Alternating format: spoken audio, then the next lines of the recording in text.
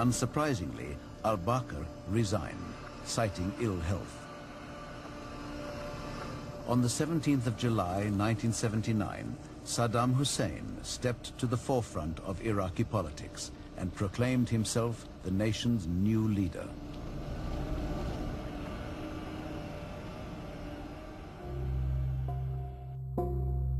Saddam Hussein is the absolute ruler, the chief of the party as well as the state, and everything in between. And so with his unilateral rule and unilateral decision making, he really leads the country downhill.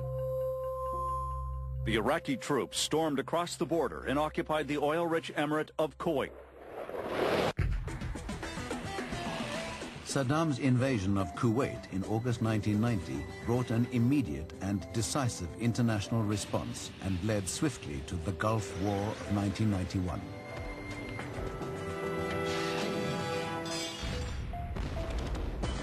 The war ended in defeat for Hussein and humiliating ceasefire terms for Iraq. Over the ensuing 12 years, the Iraqi people endured economic sanctions, weapons inspections, and airstrikes.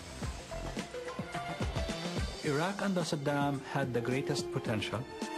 It is a very wealthy country, had a lot of resources, and it was forced to be underdeveloped economically and everything else after the sanctions were imposed after the Gulf War.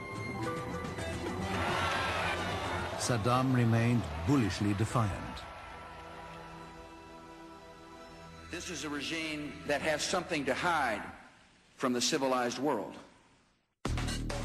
In 2002, President Bush proclaimed with certainty that Saddam had hidden weapons of mass destruction somewhere in his country.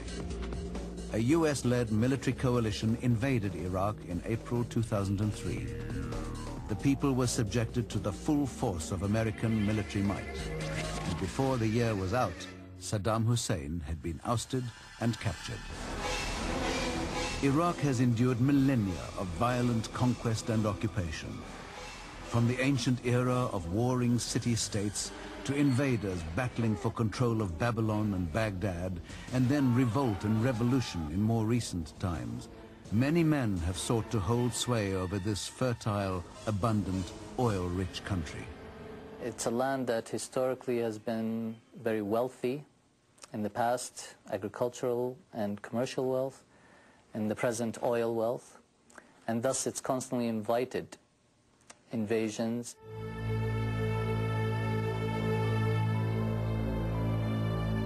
For centuries, Iraqis and their Mesopotamian ancestors in the land of the two rivers have had to tolerate power-hungry rulers. The end of Saddam Hussein's brutal and repressive regime has provided an opportunity for change. Between June 2004 and April 2005, a new Iraqi government has taken charge. As the post-Ba'athist outcome for the nation continues to unfold, the vision of Iraqis themselves must determine how their country will change and what direction it will take.